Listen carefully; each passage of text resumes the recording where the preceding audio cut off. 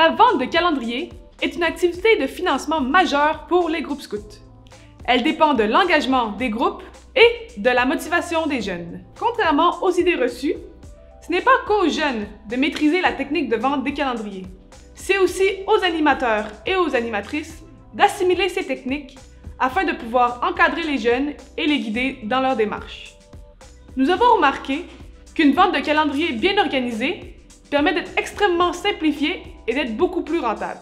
Je m'appelle Alix et pour vous, j'ai recueilli les conseils d'une experte en marketing porte-à-porte. Grâce à ces techniques, la vente de calendrier a toujours été un succès dans son groupe scout. En 1h30, ils ont déjà réussi à récolter jusqu'à 1000 $. Comment ont-ils fait? Simplement en basant leur vente sur un cycle où il y a tout d'abord la création d'un besoin, puis la réponse à ce dernier. Et tout cela sans même avoir à mentionner le prix. Voici maintenant les 4 étapes pour une vente de calendrier réussie. Première étape, mettre son interlocuteur à l'aise et le rendre plus réceptif, en souriant, en se présentant, en lui demandant comment il va.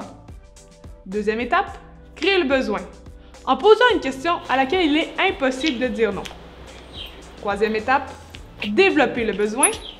Quatrième étape, répondre aux besoins en vendant un calendrier.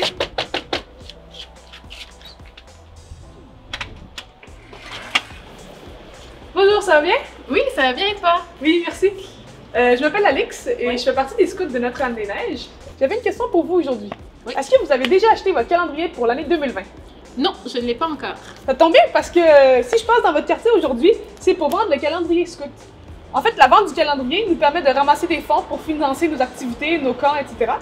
Et cette année, le calendrier, comme vous pouvez voir, a été illustré par une illustratrice très talentueuse québécoise qui s'appelle Isabelle Arsenault, qui a été primée plusieurs fois sur la scène internationale. Et puis vous me disiez que vous n'en aviez pas encore acheté pour l'année 2020, c'est bien ça? Oui, c'est bien ça et c'est une bonne occasion d'avoir le mien, donc je vais te le prendre. C'est combien? Ça va être 12 $. Parfait, je vais chercher la monnaie, j'arrive. Merci! Notez que la vente de calendrier a beaucoup plus de chances d'être réussie si le prix n'est mentionné qu'à la toute fin. Rappelez-vous que la réponse aux besoins, c'est la vente du calendrier et non pas le prix.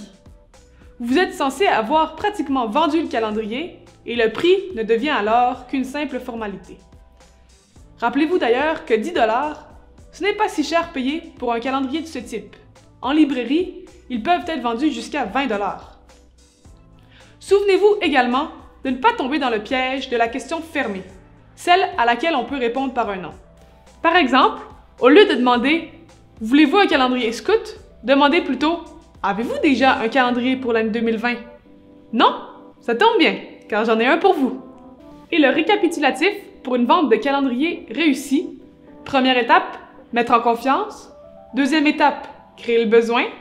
Troisième étape, développer le besoin. Quatrième étape, répondre aux besoins. Et sur ce, allez encourager, guider et motiver vos jeunes pour une vente de calendrier réussie. Bonne vente!